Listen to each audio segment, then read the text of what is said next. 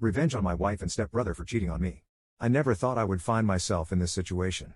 It all started a few months ago when I began to notice that something was off in my relationship with my wife, Sarah. She was acting distant and secretive, and I couldn't shake the feeling that she was hiding something from me. One day, while I was at work, I decided to surprise Sarah by stopping by our house to take her out for lunch. As I approached the front door, I heard muffled voices coming from inside. Curiosity got the best of me, and I quietly pushed the door open to find Sarah and my stepbrother, Mike, locked in a passionate embrace. I couldn't believe my eyes. My own wife, cheating on me with my stepbrother. The betrayal cut me to my core, and I felt a simmering rage building inside me. How could they do this to me? How could they betray my trust in such a cruel and heartless way? I quickly retreated from the doorway before they could see me and made my way back to my car, my mind racing with thoughts of revenge. I sat in the driver's seat for what felt like hours, trying to come up with a plan to make them pay for their betrayal.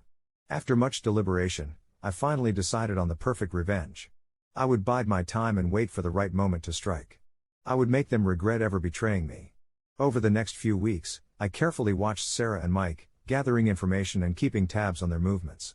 I discovered that they had been sneaking around behind my back for months, meeting up in secret whenever they thought I wasn't looking. The more I learned, the more my anger grew, until it consumed me entirely. I couldn't let them get away with what they had done. They had to pay for their betrayal. Finally, the perfect opportunity presented itself.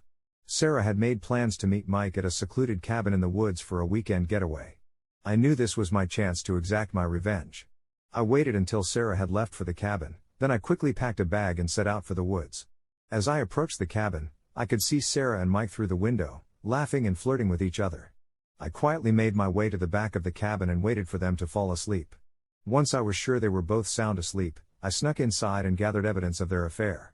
I took pictures, recordings, anything that could prove their betrayal. With the evidence in hand, I made my way back to the car and drove home, my heart pounding with anticipation. I couldn't wait to see the looks on their faces when I confronted them with the truth. The next morning, I called Sarah and told her I knew about her affair with Mike. She was shocked and tried to deny it, but I had the proof right in front of me. She knew she had been caught red-handed. I then called Mike and played him the recordings of their conversations, his voice betraying him in the worst way possible. He was speechless, unable to come up with any excuses for his actions.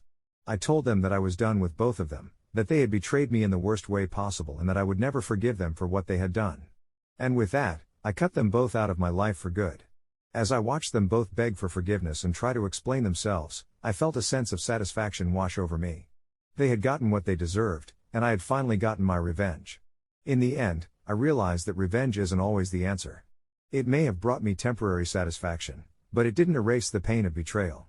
I knew that the best revenge would be to move on with my life and find happiness without them. And so, I began the healing process, letting go of the anger and hurt that had consumed me. I knew that I deserved better than to be treated with such disrespect, and I vowed never to let anyone make a fool of me again. As I walked away from the wreckage of my failed marriage and broken family, I felt a sense of peace wash over me.